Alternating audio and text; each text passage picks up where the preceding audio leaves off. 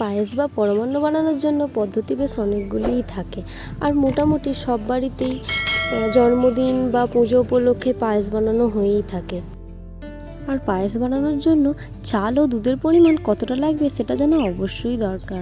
By the way, আমি মেরিনা, আপনারা দেখছেন মেরিনা লাইফস্টাইল। আজকে আমার রেসিপি পায়েস। তাহলে পায়েস বানানোর জন্য আমি এখানে নিয়ে নিচ্ছি 1 মুঠো গোবিন্দভোগ চাল।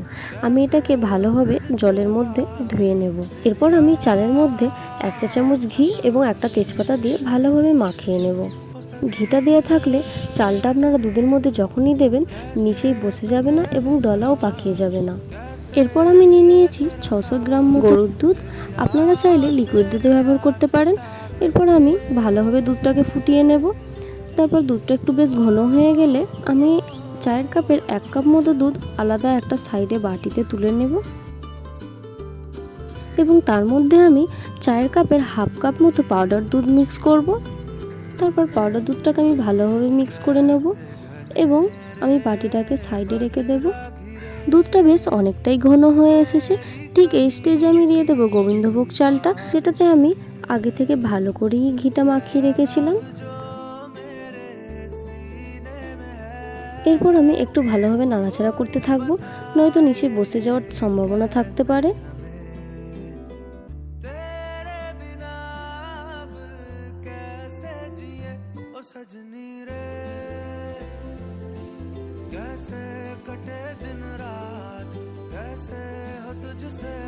এবার ঠিক এই স্টেজে আমি দিয়ে দেব এলাইচি, লবঙ্গ এবং দারচিনি।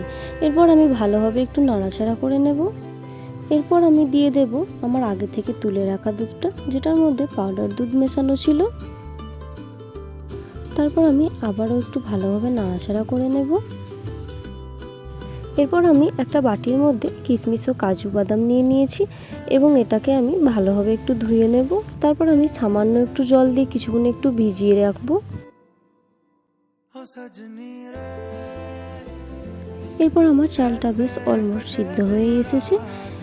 ঠিক এই স্টেজে আমি দিয়ে দেব চায়ের কাপে 1/2 কাপ চিনি। মিষ্টি দেওয়ার পরে পায়েসের পরিমাণটা একটু বেড়ে যায় এবং দুধটা পাতলা হয়ে আসে। এরপর দিয়ে দেবো আমি সামান্য একটু নুন, যাতে মিষ্টিটা ব্যালেন্স করা যায়। তারপর আমি পায়েসটাকে বেশ ভালোভাবে নাড়াচাড়া করে নেব। এরপর আমি নিয়ে নিয়েছি 1 চামচ মতো ঘি। এরপর আমার আগে থেকে ভিজিয়ে রাখা কিশমিশ ও কাজু বাদামগুলো আমি ঘির মধ্যে ভালোভাবে ভেজে নেব। এরপর আমি পায়েসের মধ্যে কিশমিশ ও কাজু বাদামগুলো অ্যাড করে দেব এবং ভালোভাবে মাখিয়ে নেব।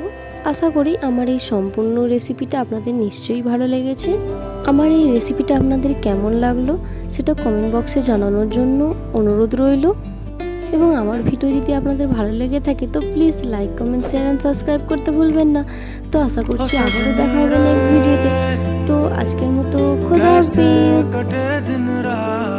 कैसे हो तुझसे बात, तेरी याद सतावे।